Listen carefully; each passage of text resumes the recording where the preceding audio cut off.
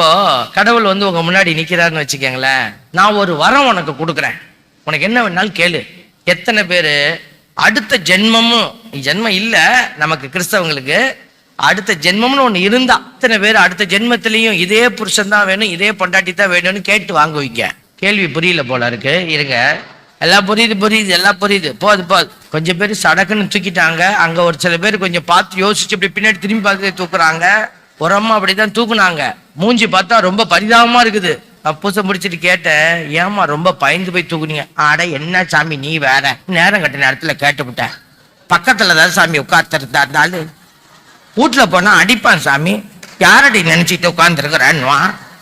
சில பேர் சட்டுன்னு தூக்குனாங்க பாத்தீங்களா? ஏன் தெரியுமா? இந்த மாதிரி ஒரு இழிச்சவன் என்மே நம்ம வாழ்க்கையில கிடைக்கவா போறான். ஆனா நிறைய பேர் தூக்கல, கேள்வி புரியாத மாதிரியே அடுத்த ஜென்மத்திலேயாவது ஒரு நல்ல வாழ்க்கை. உள்ளம் எங்க இருக்குது? இதயம் இங்க இருக்குது. உள்ளம் எங்க இருக்குது? அதுவும் இங்கதான் சாமி இருக்குது. எல்லாம் இங்கதான் இருக்குது. உள்ளம்னா அறிவு. உள்ளம்னா நீங்க அறிவு. அப்ப நீ யார துதிக்கிறீங்க? உன் தெய்வத்தை அறியாமல். உன் தெய்வம் யாரு? இப்போ உங்ககிட்ட மைக்க கொடுத்து உங்க தெய்வத்தை பத்தி சொல்லு அப்படின்னா உங்களால கடன்னு மைக்க புடுங்கணும் உங்ககிட்ட இருந்து. போதும் கொடு, உன் தெய்வத்தை பத்தி நீ சொன்னது போதும், இன்னும் நிறைய சொல்லுவ போல கொடு அப்படின்னு புடுங்கணும். நமக்கு அப்படி வருமா? தெய்வம், எல்லா தெய்வமும் ஒண்ணுதான் சாமி. எப்படி எல்லாம் ஒன்னாக முடியும்? எல்லா தெய்வமும் உனக்காக ரத்தம் சிந்தியதா? Price the Lord. உனக்கு கொடுக்கப்பட்ட, உன்னை விடுவிக்க கொடுக்கப்பட்ட விலை இயேசு கிறிஸ்துவினுடைய மாசு மறுவற்ற ரத்தம். இப்போ ஆண்டவர் இந்த ரத்தத்துக்கு பதில் சொல்லணும்னு தான் நம்மளெல்லாம் கேட்டுக்கிட்டு இருக்கிறார். அப்ப முதல்ல கடவுள் விரும்புறது என்ன? உன்னைய கடவுள் மீட்டார் அப்படின்னா, உன்னைய கடவுள் காப்பாத்தி இருக்கிறார்னா அந்த தெய்வத்தை நீ முதல்ல அறிந்து கொள்ளணும். எந்த தெய்வம் உனக்கு உதவி செய்தார்? அந்தோனியார் உன்னைய சிலுவையில ஏறி ரத்தம் சிந்தி காப்பாத்தினாரா? சொல்லுங்க, அந்தோனியார் நமக்காக ரத்தம் சிந்தினாரா? என்ன இல்ல, அந்தோனியாரையே காப்பாத்தினது யாரு? ஆண்டவராகிய இயேசு கிறிஸ்து. Price the Lord. இன்னைக்கு நமக்கும் பல பேருக்கு இந்த யூதாஸின் மனநிலை தான். யாரு எக்கடி கெட்டு போனா என்ன, ஆண்டவர் என்ன, நீ யாருக்காவது ஏதாவது செஞ்சுக்கங்க சாமி, எனக்கு இதை செஞ்சு விட்டுரு. பாருங்க, நம்மளுடைய மனநிலை ஊனியல்பின் மனநிலை, பொருள் சார்ந்த, உலகம் சார்ந்த, இச்சைகள் சார்ந்த தேடலாகவே இருக்கிறது. ஆண்டவர் அதுலதான் கொஞ்சம் வேதனைப்படுறார். எல்லாம் ஓகே ஒண்ணுகிட்ட, ஆனா உன் ஜெபம் எப்ப பார்த்தாலும் சின்ன பிள்ளைத்தனமாவே இருக்குதாப்பா. ஆண்டவர் உனக்கும் எனக்கும் அறிவையும் ஆற்றலையும் பிரமாதமா கொடுத்துட்டு அவர் பாக்குறாரு நீ என்ன கேட்பேன்னு. நம்ம இந்த மாதிரி தான் கேட்கிறோம், ஆண்டவரே அப்பெல்லாம் கொடுக்குறியா? வயிறு தான் தெய்வம், வயிற்றுக்கு போடு சாமி, வயிற்றுக்கு போடு. இல்ல இல்ல, உன்னுடைய உடம்புக்குள்ள ஒரு ஆத்மா ஒண்ணு இருக்க, அதை குறித்து நீ கவலைப்படுறியா? அதுதான் உயர்ந்த கவலை. உன் கணவனை குறித்து கவலைப்படும் போது, என் வீட்டுக்காருக்கு வேலையில ஒரு இன்னும் சம்பளமே சரியா வர, கவலைப்படுங்க, வேண்டான்னு சொல்லல. உன் கணவனுடைய ஆத்மாவை குறித்து கவலைப்பட்டிருக்கியா? உப்பு ஓர்ப்போட இருக்குது, அந்த உப்பின் தன்மையோட இருக்குது. அந்த உப்புக்கு ஏதாவது பலன் இருக்கா? உப்பு உப்பா இருக்கிறதுனால உப்புக்கு ஏதாவது பலன் இருக்கா? என்ன, உப்பு நீங்க டப்பால போட்டு வச்சிருக்கீங்கல்ல, அந்த உப்புக்கு ஏதாவது மகிழ்ச்சியா இருக்குமா? நான் உப்பா இருக்கிறேன், உப்பு நான் நல்லா உப்பின் தன்மை அந்த ஓர்ப்புள்ளதான் இருக்கிறேன் அப்படின்னு உப்பு என்னைக்காவது மகிழ்ச்சி அடைஞ்சிருக்கா? இல்ல. உப்பு என்ன செய்யும்? நம்ம என்ன செய்வோம்? உப்பு எடுத்து குழம்புல போடுவீங்க, அப்போ குழம்பு சுவையா இருக்கும். அப்ப யார் மகிழ்ச்சி அடைவா? அந்த மீன் குழம்ப சாப்பிட்ற நீங்க. Price the Lord. உப்பு அளவோடு போட்டா சாப்பிட்றவங்களுக்கு மகிழ்ச்சி, அடுத்தவர்களுக்கு மகிழ்ச்சி. அப்போ நீங்க உப்பா இருந்தீங்கன்னா யாருக்கு மகிழ்ச்சி கிடைக்கணும்? அடுத்தவங்களுக்கு மகிழ்ச்சி கிடைக்கணும். ஹல்லேலூயா. உங்களால உங்க வீட்டில் இருக்கிறவங்க எல்லாம் மகிழ்ச்சியா இருக்கிறாங்களா? இருக்கிறாங்கன்னு நினைக்கிறேன், எங்க இருக்கிற மாதிரி தெரியல.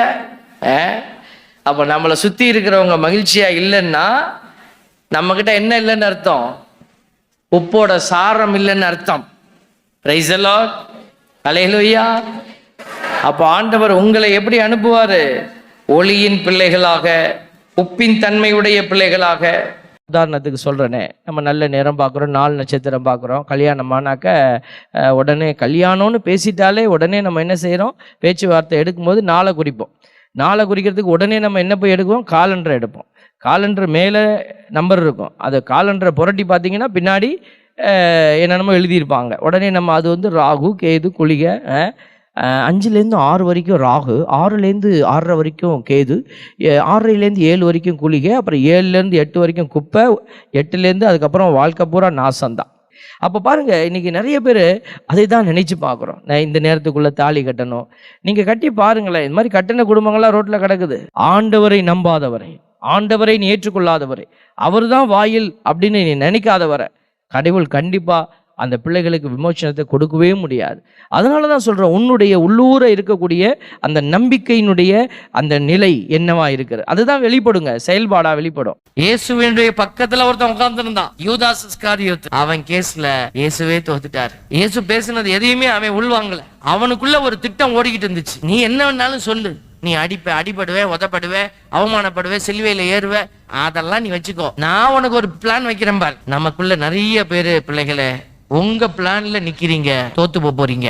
நீங்க உங்க பிளான்ல நின்னீங்கன்னா, யாரா இருந்தாலும், குருவானவராக இருந்தாலும் கூட, நிறைய குருக்களை நான் பார்த்திருக்கிறேன், நல்ல திறமையானவர்கள் கடவுளுடைய திட்டத்துல நிக்காம தன் திட்டத்தை அவங்க வச்சதுனால அவங்க வாழ்க்கையெல்லாம் சூனியமாகி போய் கிடக்குது. அருட்சகோதரிகள் அப்படித்தான், அழைக்கப்பட்டவர்கள் சொல்ற அவங்களுக்கும் அப்படித்தான். திட்டங்கள் கடவுளுடையதாக இருக்கணும்.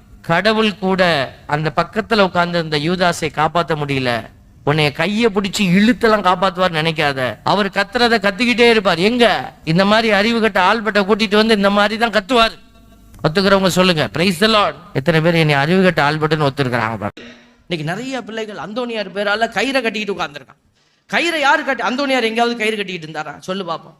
இங்க ஃபாதர்ஸ் என்னென்ன பண்றாங்க? உங்களை மந்திரிக்கிறாங்க, பாவ சங்கீதனம் கொடுக்குறாங்க, இங்க திருப்பலி கொடுக்குறாங்க, இதெல்லாம் கடவுள் கொடுக்குற காரியம். இது அன்னில வெளியில நடக்கிறதெல்லாம் எங்களுக்கு தெரியாது. நீ போய் அந்தோனியார் திருத்தலத்தில் நான் கயிறு வாங்கி கட்டிக்கிட்டேன்னா அதுக்கு அந்தோனியார் பொறுப்பு அல்ல. கையில கயிறு கட்டி இருக்கிறவங்க பின்னாடி எல்லாம் பிசாசு எப்போதுமே இருக்கும். பிரைஸ் எல்லாம். ஏன்னா நீ பயந்து போயிருக்க. ஆண்டவர் சொல்றார், கயிறோ மந்திர தந்திரங்களோ தகடுகளோ தாயத்துகளோ அல்ல, ஆண்டவர் வார்த்தையை விடுத்து உன்னை குணப்படுத்துவார். பிரைஸ் எல்லாம். நீ அந்த வார்த்தையை நம்பின பிள்ளையா மாறுறீன்னா, கையில இருக்கிற காலில் இருக்கிற கையெல்லாம் தூக்கி விட்டாரு, ஆண்டவர்கிட்ட முட்டி போடு, கை வைத்து ஹல்லேலூயா ஹல்லேலூயா ஹல்லேலூயான்னு சொல்லிக்கிட்டே இரு. உனக்கு ஒண்ணுமே ஜெபிக்க தெரியலனாலும் பரவாயில்ல, இந்த வார்த்தையை மட்டும் சொல்லி கையை வைத்து துதிங்களேன் பார்ப்போம். ஆண்டவர் அந்த துதி கன மகிமை இருக்கிற இடத்துல வல்லமையின் ஆவியை வைத்து உன்னை ஆசீர்வதிப்பார்.